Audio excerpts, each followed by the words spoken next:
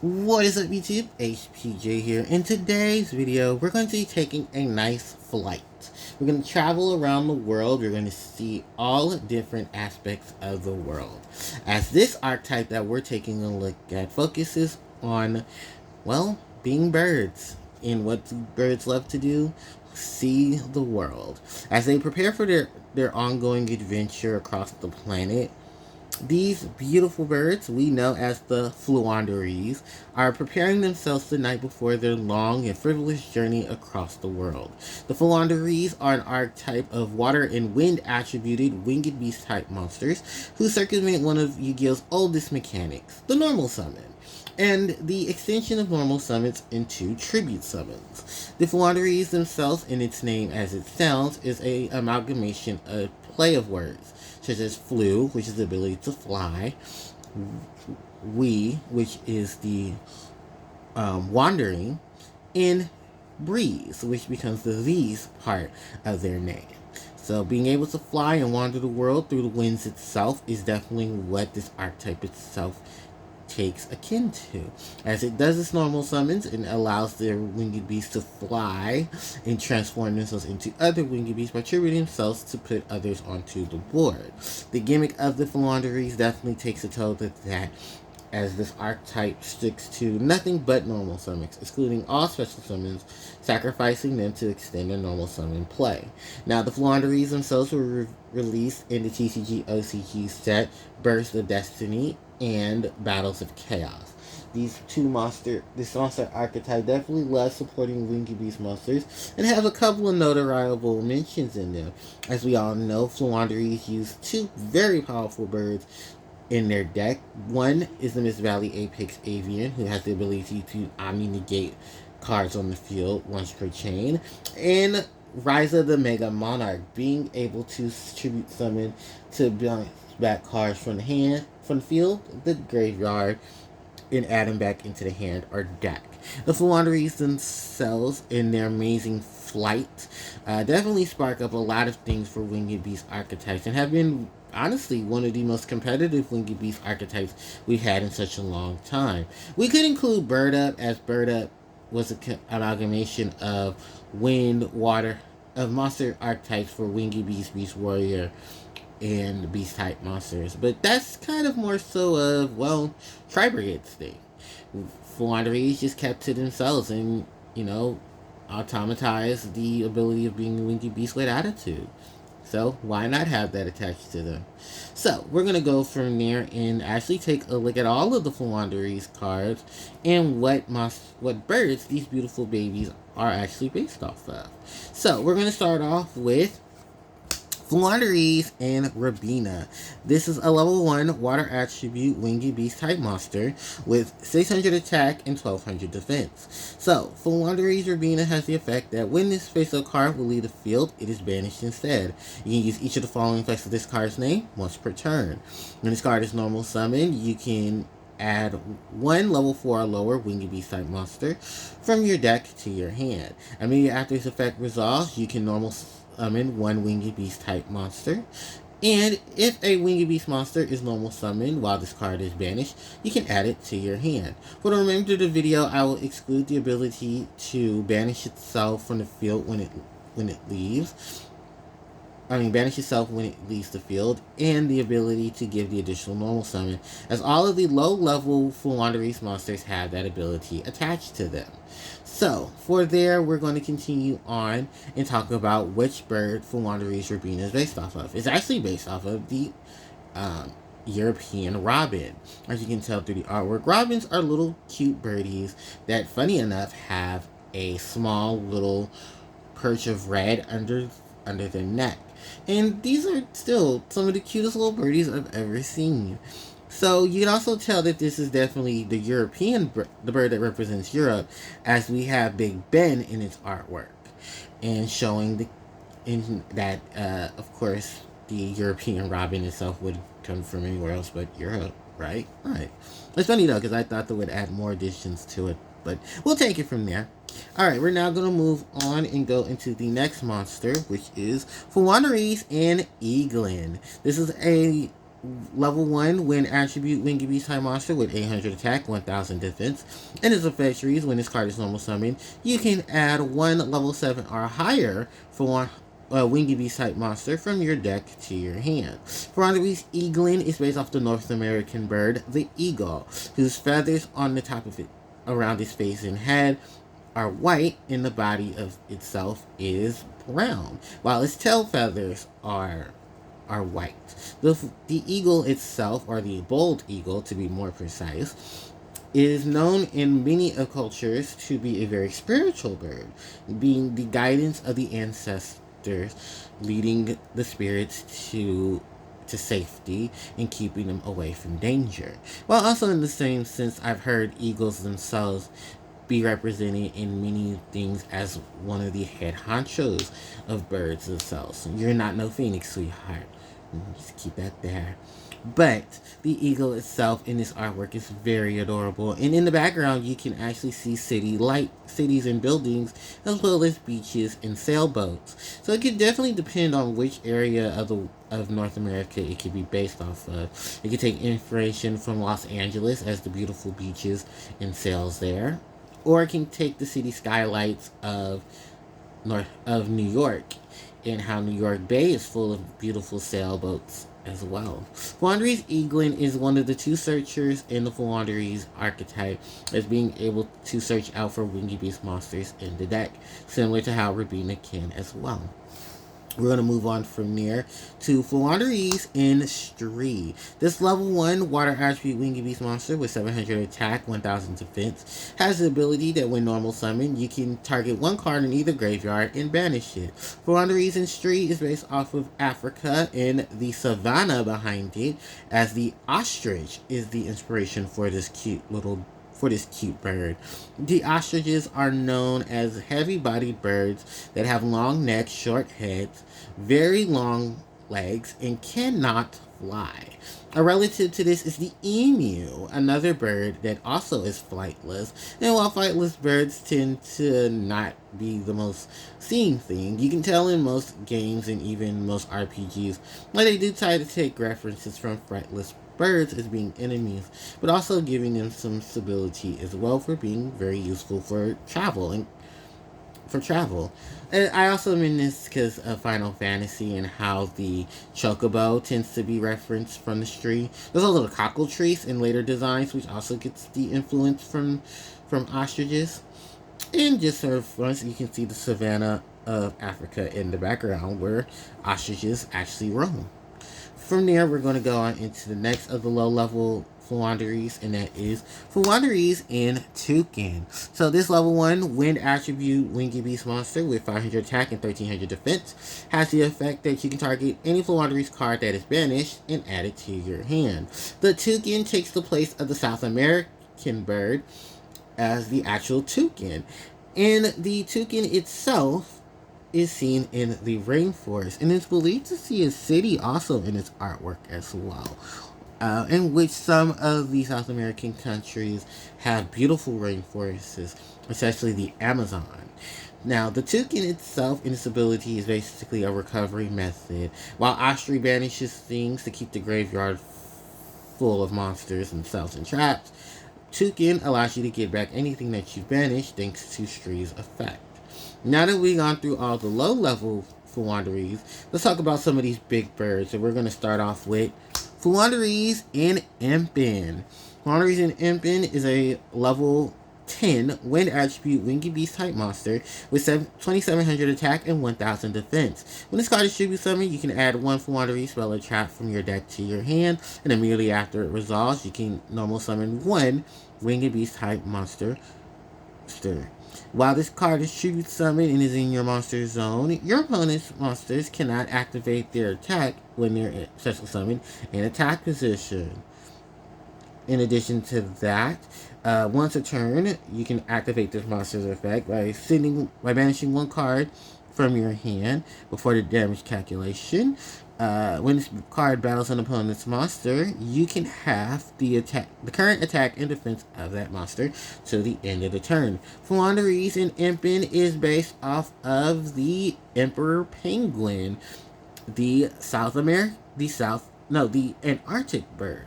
I was going to say South American bird. I mean, the Antarctic bird. The emperor penguins itself move in giant flocks and are known to be a group bird in attention.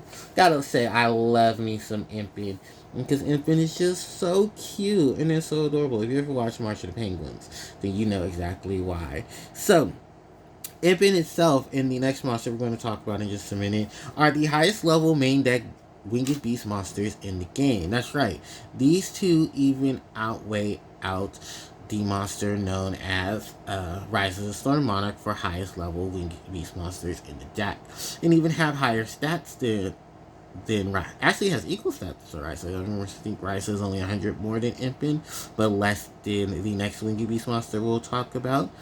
And while the defenses are almost exactly the same, because I think, no, 200 less defense is the only thing. Yeah, I just remembered that. Stree has, no, Impin has 200 less defense. So, yeah, we got that one birdie out the way. And now we're going to go into the next birdie. Hello, Snow. This is Floowandereeze in Snow.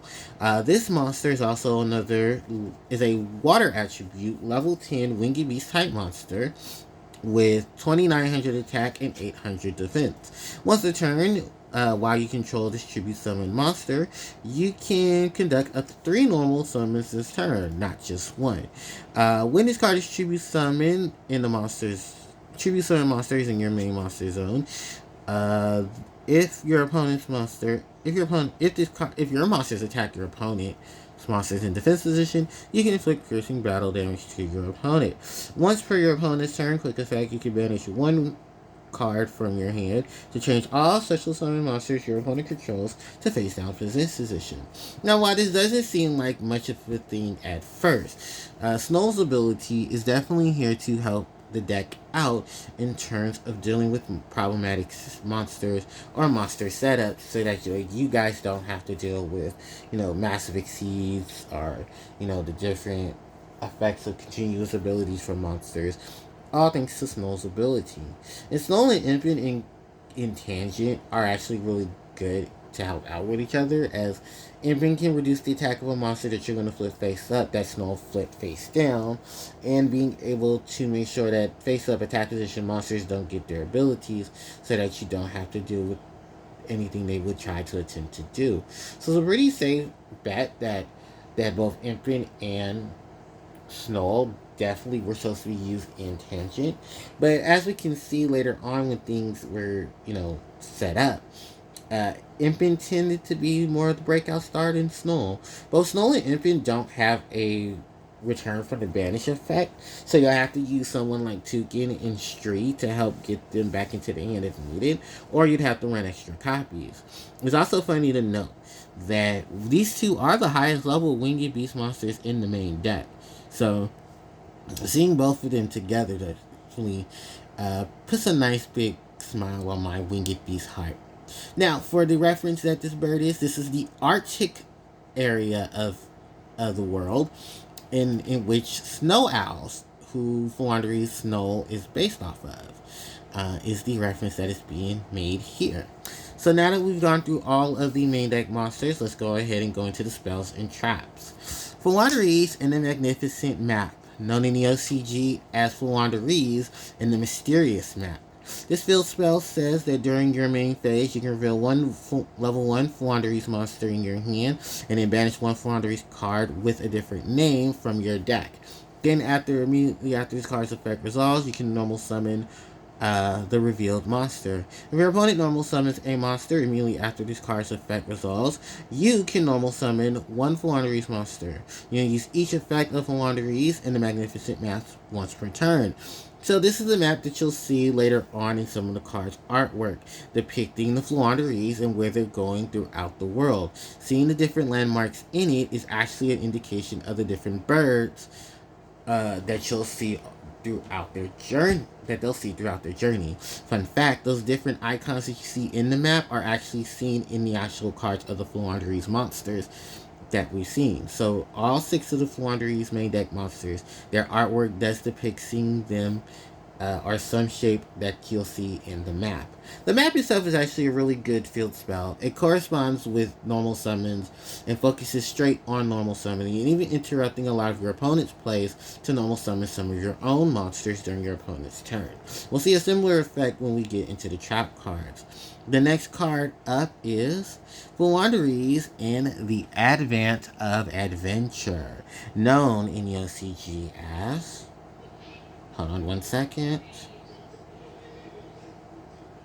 Floowandereeze in the Journey Preparations. Now, this quick play spell says that you can banish one winged beast monster from your hand or field to add one Floowandereeze monster or Floowandereeze field spell from your deck to your hand. Then you gain 500 life points. You can only activate one Floowandereeze in the Advent of Adventure per turn. So, the Advent of Adventure is a quick play spell that basically is terraforming for, well, the archetype with only one legitimate field spell. We can understand if Floowandereeze in a Magnificent Map had multiple field spells. Floowandereeze had multiple field spells like that, but ironically enough, they don't. But this whole artwork itself depicts the Floowandereeze preparing themselves for their journey ahead. And even funny enough, Floowandereeze Snow makes an appearance in this artwork as Snow is preparing the little birdies for their journey ahead. You see the map in this card's artwork being rolled up as to where to know where they're going. The birds themselves are getting their outfits all aligned up and are preparing for their flight to come. It's so cute and heartwarming. Then we go on to the next card, and that is Floowandereeze and the Unexplored Winds. So this continuous spell is known in the OCG as Floowandereeze and the Unknown Winds. So you contribute summon when you contribute summon monsters that require 2 tributes by sending one monster you control and one card your opponent controls to the graveyard instead of tributing. It is still counted as a tribute summon. During your main phase, you can reveal up to 2 winged beast monsters in your hand and place them at the bottom of your deck in any order, and then draw cards equal to the number of cards placed. You can use this effect of Floowandereeze and the Unexplored Winds once per turn. So this depiction of this card shows the Floowandereeze on their adventure and getting ready to explore the unknown. You have to take account to this beautiful artwork as it definitely illustrates the 3 birds getting ready to take flight into worlds unknown. This card itself is actually pretty good as it allows you to tribute summon cards your opponent controls, meaning you can tribute off their spells and traps, getting rid of card floodgates that would be in your way.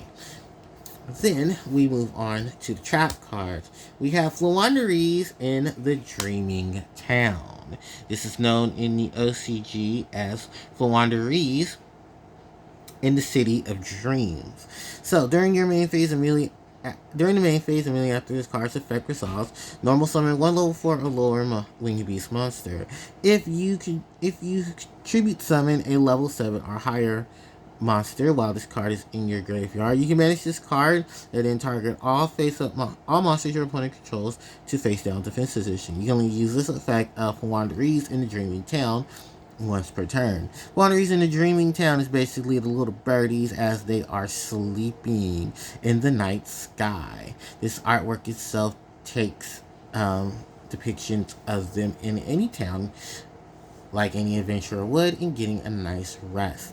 For this card on its own actually just depicts the additional normal summons that this deck itself offers and the meta strategies that come along with it, interrupting your opponent's turn to give yourself normal summons of your winged beast so that you can continue on during their play. It gives the obvious of why they were such a menace to deal with. The last card of the Floowandereeze archetype is Floowandereeze in the Scary Seas. This card is a counter trap, and when your opponent would special summon a monster while you control a face-up tribute summon monster and no special summon monsters, you can negate the summon, and if you do, return that monster to the hand.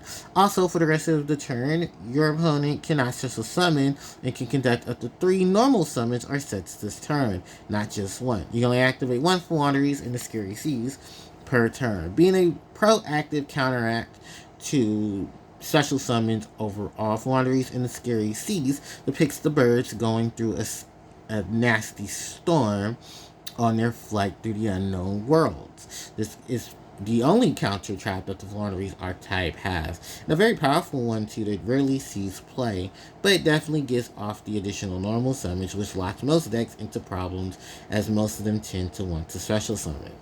So with that in tow, ladies and gentlemen, that is all of the cards for the Floowandereeze archetype. I'm very happy that you guys got to stick around and see this archetype video get done and made. Thank you guys so much for watching, as I really do appreciate it. Don't forget to watch my other archetype videos, as they are up on the channel, and I really appreciate you guys' support. Thank you guys so much for watching. Don't forget to like, comment, share, and subscribe to the channel, as it helps out tremendously.